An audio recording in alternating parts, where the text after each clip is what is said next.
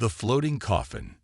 The escape pod spun slowly through the debris field, its hull scared and venting precious atmosphere through hairline cracks. Lieutenant Sarah Chen pressed her palm against the viewport, watching pieces of what used to be the research vessel Horizon drift past like metallic snow. Each fragment told a story of violence, of her crewmates torn apart in the void, of dreams and discoveries obliterated in minutes. Her breath fogged the glass as she counted the bodies floating nearby. Dr. James Wright, her research partner and closest friend, tumbled past with his arms outstretched as if reaching for help that would never come. Engineer Martinez still clutched his repair tools, frozen solid in the killing cold of space. Communications Officer Rivera's face was peaceful, almost serene, as if she had simply fallen asleep among the stars. Sarah pulled her hand back, leaving a trembling print on the viewport. The emergency systems had been cycling through their warnings for the past 6 hours. Oxygen at 30%. Power reserves critical. Life support failing. The pod's computer spoke in that calm, emotionless voice that all military hardware used when delivering bad news. She had tried the distress beacon 17 times. Each attempt met with the same result. Signal blocked. Transmission terminated. Emergency protocols overridden by command authority. Someone didn't want her found. Someone wanted Lieutenant Sarah Chen to disappear into the black along with everything she had discovered about Project Nightfall. The irony wasn't lost on her. She had spent 3 years studying void adaptation techniques, researching how humans could survive longer in the harsh environment of space. Now she was conducting the ultimate field test, and the results were grim. Without rescue, she had maybe 12 hours before carbon dioxide poisoning claimed her. Maybe less if one of those stress fractures in the hull decided to give way completely. Sarah pushed herself back from the viewport and activated her personal log recorder. If she was going to die out here, at least there would be a record. Someone, someday, might find this pod and learn the truth about what happened to the Horizon. Lieutenant Sarah Chen, service number 7749 Delta Kilo, recording personal log entry 847. It's been 6 hours since the attack on the Horizon. The Vec raiders came out of nowhere, but something was wrong about the whole engagement. Their tactics were too precise, too focused. They went straight for our research bay, destroy our data cores first, before targeting life support. This wasn't a random raid. This was an assassination. She paused, listening to the subtle groans of the pod's hull as it responded to temperature changes. Even now, drifting in her metal coffin, she couldn't stop analyzing, couldn't stop trying to solve the puzzle that had cost her everything.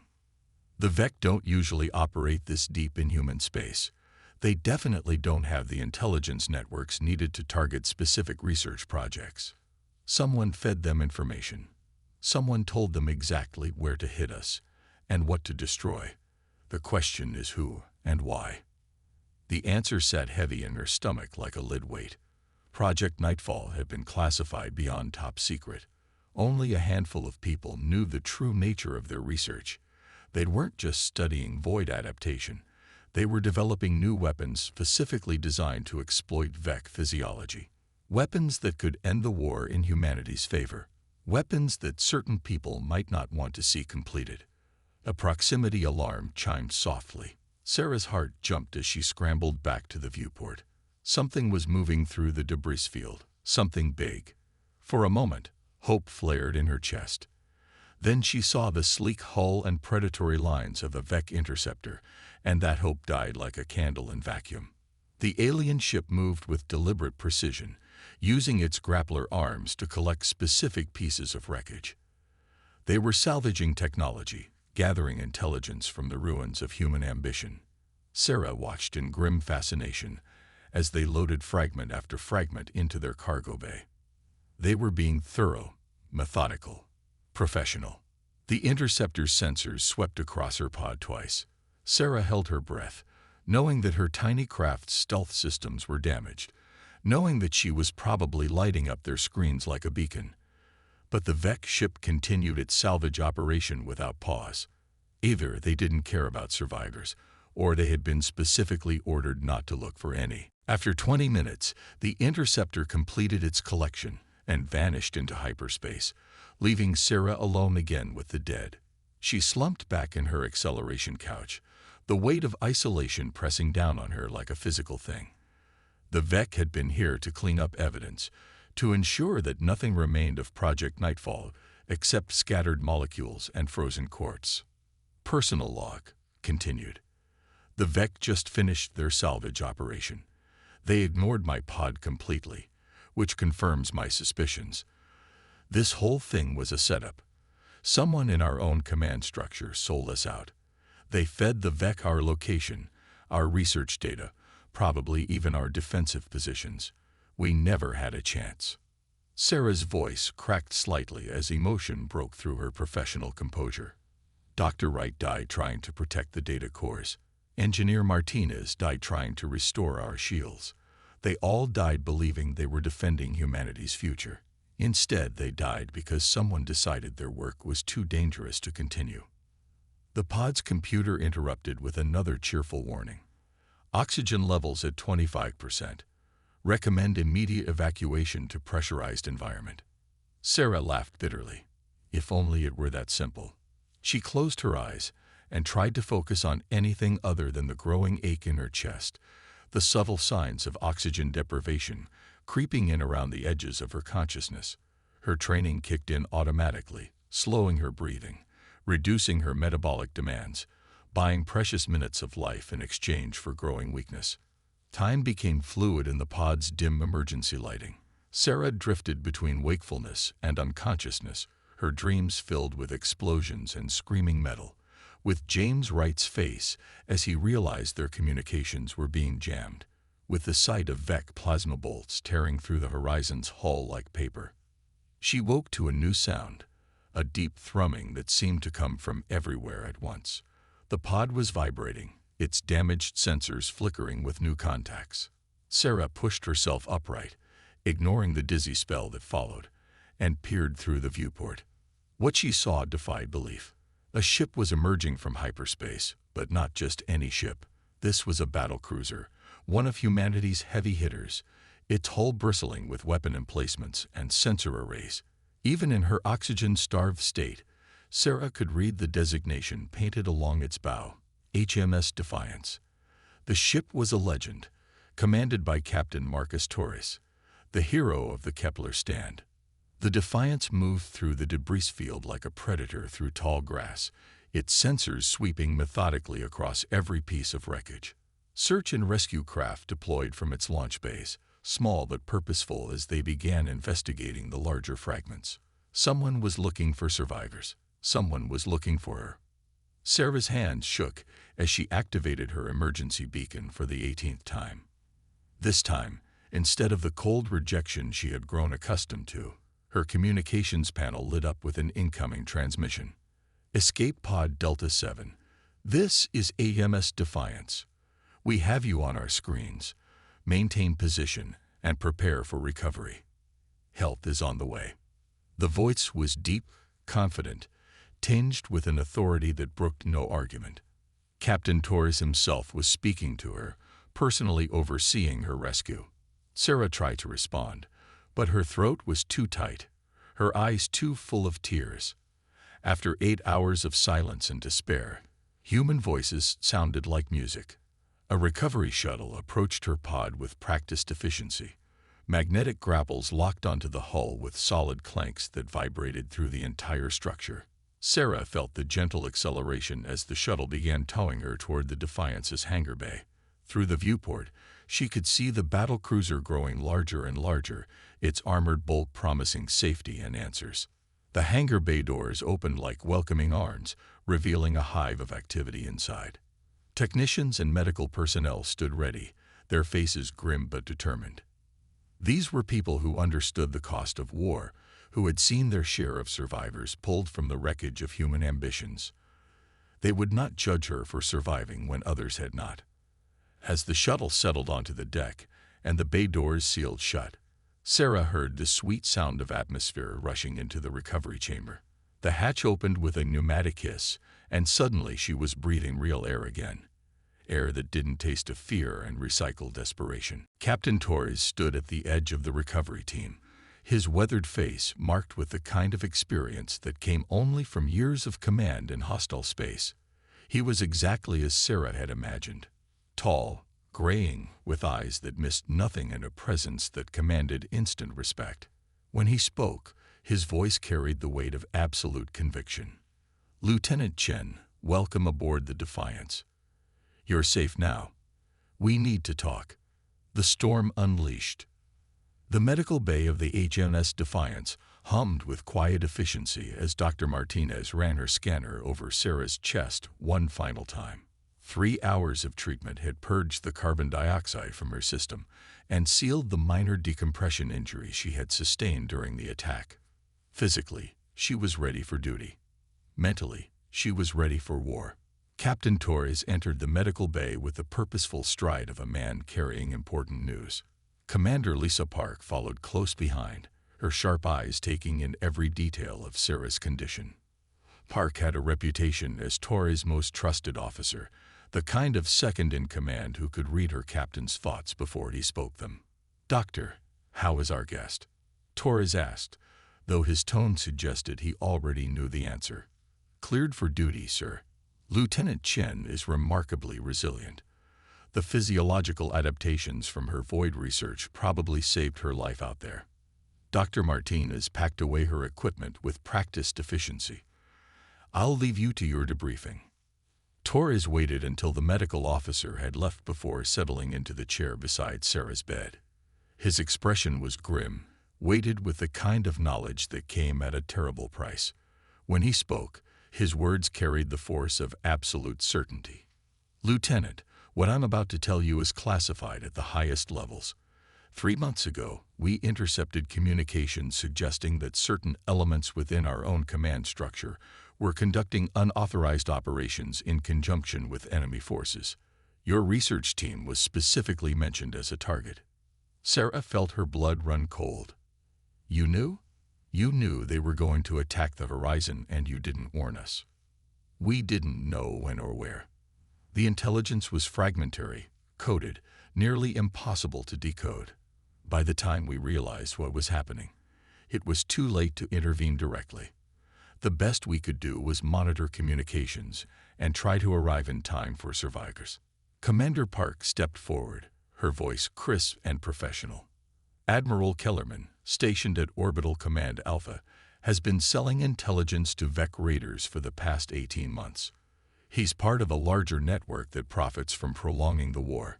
Your research threatened to tip the balance too far in humanity's favor. They couldn't allow Project Nightfall to succeed."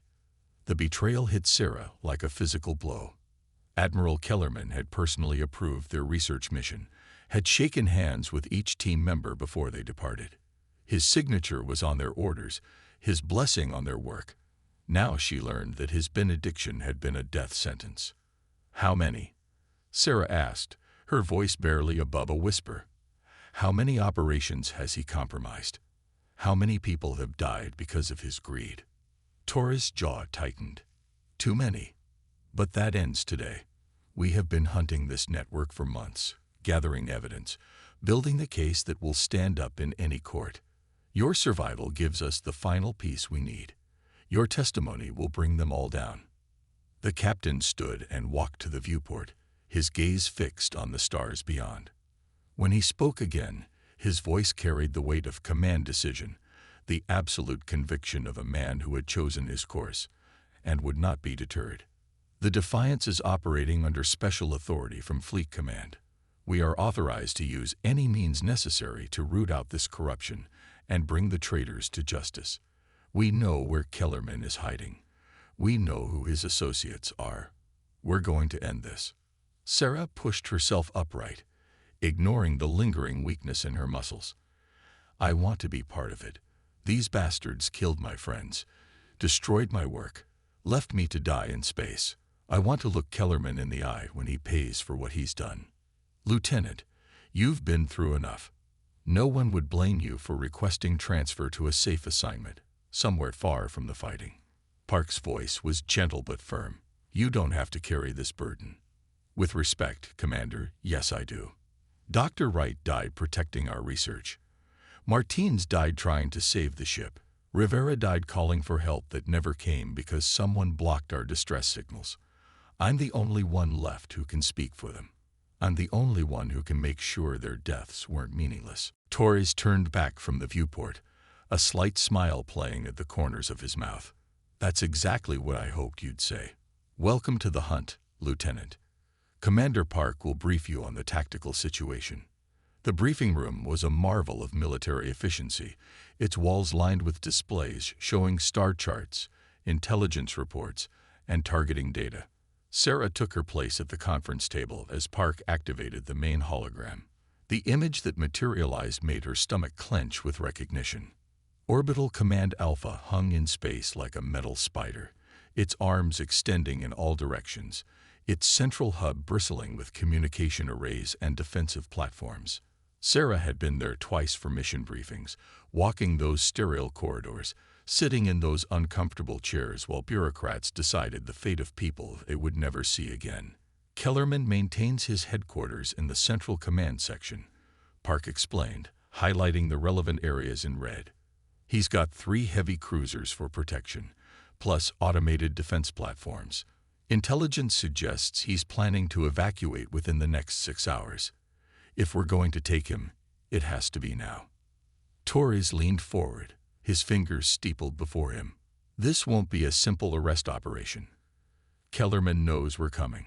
He'll fight, and he'll fight dirty. His mercenaries are well-equipped and highly motivated. They know what happens to traitors in military court. The battle plan was elegant in its simplicity. The Defiance would drop out of hyperspace at maximum range, using its superior firepower to engage the enemy cruisers while Marines launched a direct assault on the command station. Sarah would accompany the boarding party, not as a combatant but as a witness, someone who could identify key personnel and ensure that important evidence wasn't destroyed in the chaos. As the briefing concluded and the officers dispersed to their duties, Sarah found herself alone with Torres. The captain studied her for a long moment, his weathered face thoughtful. Second thoughts, Lieutenant. It's not too late to change your mind. What we're about to do will make enemies in high places. There are people who would prefer this whole affair to disappear quietly. Sarah thought of James Wright's face as the Vec plasma tore through the research bay. She thought of Martins dying at his post, trying to restore power to systems that had been sabotaged from within. She thought of 8 hours floating in the dark, waiting to die because someone had decided her life was inconvenient. No second thoughts, sir. Let's go get the bastards. The hyperspace jump to Orbital Command Alpha was brief but tense. Sarah stood on the bridge beside Torres, watching the stars elongate into lines of light as the Defiance prepared to drop back into normal space. The captain's hands were steady on his command chair, his voice calm as he issued orders to his crew. All stations, prepare for combat emergence. Weapons free upon exit. Launch Marines the moment we're clear of hyperspace distortion. The transition was smooth, practiced, the kind of precision that came only from a crew that had worked together through countless battles. One moment they were traveling faster than light. The next, they were facing 3 heavy cruisers arranged in a defensive formation around the command station. Enemy vessels are powering weapons, reported the tactical officer. They're moving to intercept. Target the lead cruiser's engines, Torres ordered. Full spread, quantum torpedoes. Show them what a real warship can do. The Defiance's weapons spoke with the voice of human fury, brilliant streams of energy and explosive warheads reaching across the void to find their targets. The lead cruiser's shields flared and died under the onslaught, its hull buckling as secondary explosions tore through its engine compartments. Within minutes, the enemy ship was drifting powerless, its crew broadcasting surrender. The second cruiser tried to run, but the Defiance was faster, its engines upgraded with the latest military technology. The concentrated barrage disabled its hyperspace drive, leaving it trapped in normal space with nowhere to hide. The third cruiser, seeing the fate of its companions, powered down its weapons and transmitted its surrender. Marine assault craft away, reported the flight deck officer. Boarding parties en route to the command station. Sarah rode with the second wave, her heart pounding as the assault craft approached the station's docking bay. Through the viewport, she could see the defensive platforms twiddling to track their approach, their weapons charging for a killing shot. Then the platforms went dark, their control systems overridden by the Defiance's electronic warfare specialists. The boarding operation was swift and brutal. The Marines moved through the station's corridors like a force of nature, their powered armor shrugging off defensive fire, their weapons cutting through bulkheads and blast doors as if they were paper. Sarah followed in their wake, her recorder active, documenting everything for the later trial. They found Kellerman in his command center, frantically trying to delete files from the main computer. He looked up as the Marines burst through the sealed door, his face pale with the knowledge of defeat. When his eyes met Sarah's, she saw the exact moment he realized who she was, the moment he understood that his carefully laid plans had failed. "Admiral Kellerman," Sarah said, her voice steady despite the rage burning in her chest. "You're under arrest for treason, conspiracy, and the murder of 47 human beings. The crew of the research vessel Horizon sends their regards." The Admiral's shoulders sagged as the Marine secured his hands behind his back. His voice was barely a whisper when he spoke. "How did you survive?" The pod's beacon was disabled. The VEC were supposed to ensure no survivors. "Human ingenuity, Admiral. The same quality you tried to sell to our enemies. The same quality that just brought you down." The evidence they recovered from the command station was overwhelming. Financial records showing payments from VEC intermediaries, communication logs detailing planned attacks on human installations, lists of future targets, operations that would never happen now that the network had been exposed. Within hours, broadcasts were spreading across human space, carrying Sarah's testimony and the documented proof of the conspiracy. Admiral Kellerman and his associates would face trial for their crimes. The war would continue, but it would be fought honestly, with human courage instead of treachery. Standing on the bridge of the Defiance as they prepared to depart, Sarah felt a sense of closure settling over her like a warm blanket. The dead could rest now. Their sacrifice had meaning. Justice had been served. Captain Torres approached, his expression thoughtful. "So, Lieutenant, what's next for you?" "Fleet Command is prepared to offer you any assignment you want. Research posting, comfortable desk job, anything to show their appreciation." Sarah looked out at the stars, thinking of all the corruption that might still be hiding in the dark corners of human space, all the innocents who might need someone to speak for them when the powerful decided their lives were inconvenient. "Actually, sir, I was hoping you might have room for one more officer aboard the Defiance. Something tells me this network was bigger than just Kellerman. Someone needs to hunt down the rest of them." Torres smiled, the expression transforming his weathered face. "Welcome to the crew, Lieutenant. I have a feeling this is just the beginning."